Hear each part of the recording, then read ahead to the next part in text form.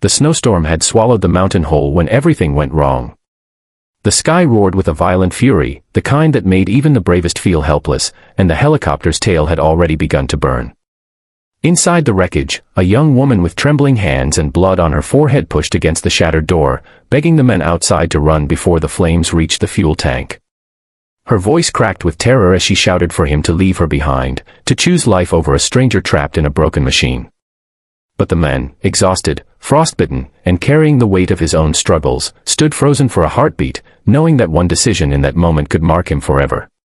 If you believe in kindness, second chances, and the power of good people doing brave things, please like, comment, share, and subscribe to Kindness Corner. Your support means more than you know. The billionaire girl's name was Serafina Vale, daughter of the reclusive tech magnate who practically owned half the valley below. She had grown up amidst privilege but also profound loneliness, raised by nannies and guarded by bodyguards, yet barely seen by her own father. She had flown to the mountains that day to escape a world where everything looked perfect but nothing ever felt real. She never expected the helicopter to malfunction midair. She never expected to crash into the snow with flames licking toward her feet. And she definitely never expected a stranger, an ordinary man with nothing left to lose, to appear through the storm and risk everything for her. That stranger was Marcus Hale, a tired single dad from the nearby town of Briar Ridge. He had hiked into the mountains searching for a small wooden box his daughter once buried during happier days. His little girl, Aria, was gone now, taken by a sudden illness that shattered Marcus's world, and he carried, every day, the unbearable ache of a father with empty arms. He had promised himself he would visit her favorite mountain spot once a year.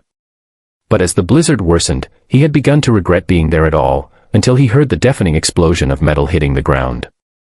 Marcus didn't think. He simply ran. Snow tore at his boots, the wind stung his face, and yet all he saw was the wreckage burning ahead and a figure trapped inside screaming for help. He had no tools, no training, and no guarantees. Only the instinct that he could not let another life slip away while he stood by powerless. Serafina had shouted at him to leave her.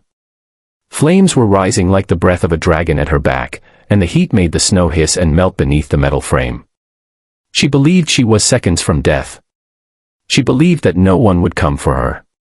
After all, she had spent years surrounded by people who only wanted her last name, not her heartbeat.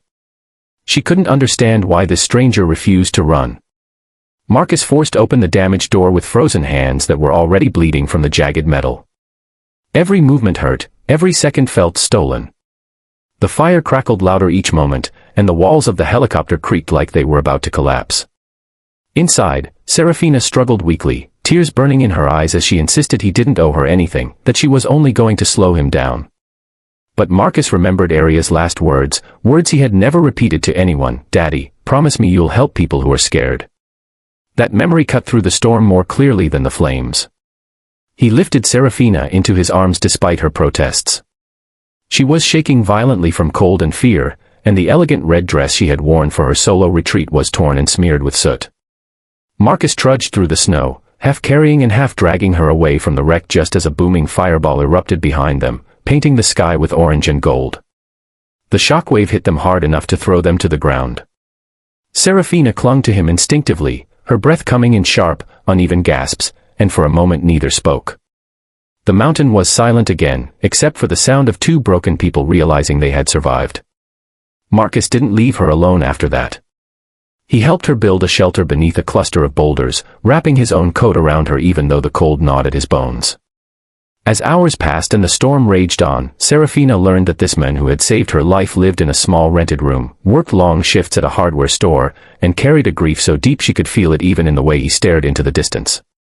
He didn't brag, didn't complain, didn't pretend to be strong, he simply tried to keep her warm, fed, and alive. And for the first time in her life, Serafina felt seen not as a billionaire, not as a privilege or a headline, but as a human being shaking in the snow beside another human being. She felt guilt for every time she had ignored the silent battles of the people around her. She felt a strange tenderness toward this man who had given up his safety for her without expecting anything in return. When rescue finally arrived at dawn, Serafina refused to leave the mountain until Marcus was safely on the helicopter beside her. She held his arm tightly, terrified that he would disappear the moment help arrived, the way most people did after touching the edges of her life. Later, At the hospital, when she learned that Marcus had frostbite on both hands, she quietly cried in the hallway, realizing he had paid a price for saving her. The days that followed changed everything. Serafina visited him, thanked him, offered to pay for treatment, to buy him a new home, to give him anything he wanted, but Marcus always said the same thing: he wanted nothing except the chance to honor his daughter by helping others. And it was in that humility, in that quiet strength, that Serafina found a purpose she had long forgotten she needed. She began funding mountain rescue teams, supporting single parents in Briar Ridge, and inviting Marcus to help her design programs that could truly make a difference. He didn't become her employee. He became her friend. Someone who reminded her to stay grounded. Someone she reminded to keep healing. And both discovered that sometimes, life breaks you only to rebuild you into someone stronger, kinder, and more courageous. If this story touched your heart, please like, comment, share, and subscribe to Kindness Corner. Your support helps us keep spreading hope. Just before you reach the end, comment below, what would you have done if you were in Marcus's place? And remember, sometimes one brave decision can change not only a life, but two.